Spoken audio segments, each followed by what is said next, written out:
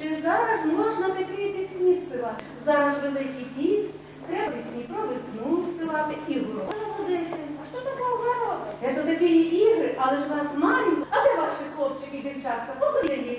Хлопці, сюди! Назаді! О, зараз будуть ігри у нас.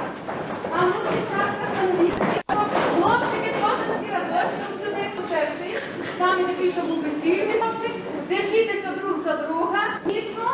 І, значить, ігра далі. Будемо бігати змійки. Я чуть покажу, а ви десь дивіться. Значить, дівчатка сюди бегуть, хлопці, потім знову сюди біжать, і ходи.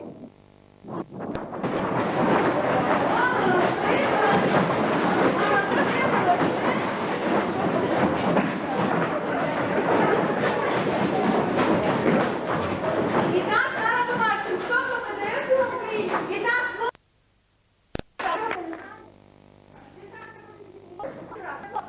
перекидань називається, так? І так, хто самі дужчі хлопчики, по двох стали, а третій всередину, а кого тутика?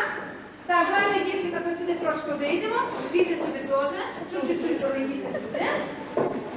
О, і так, починаємо. Хто кричить? 3, 4. Аплодисменти. Зараз її будете вдома вчити на ложку, так? А зараз дівчатки. А ну, до мене хто хоче? Так, а дівчатка будуть кружитися. Отак, діточки, станьте, щоб діти друг другу не мішали. А ми всі дивимося на їх, правда? І так, внимание, пошли.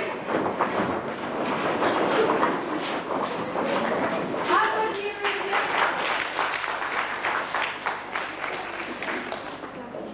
Мама, а чому так пустяли? Снігу і природу. Ой, діти, всі не знаєте, чого так? Діти собі, діточки, до мене. Верба – то святое дерево. Листя вербу ламали і кидали під ноги Ісусу Христу. А зараз вербу ламають і носять в церкву, святять. А як приходили до хати, то тею вербою били всіх і приказували: не я б'ю, верба б'є, за тиждень Великдень слухай батька матера і мене разом. Будь висока, як верба, а здорова, як вода. А потім ранньою весною, як корови виганяли на пашу, то тею вербою обходили кого? Коров. А для чого їх обходили?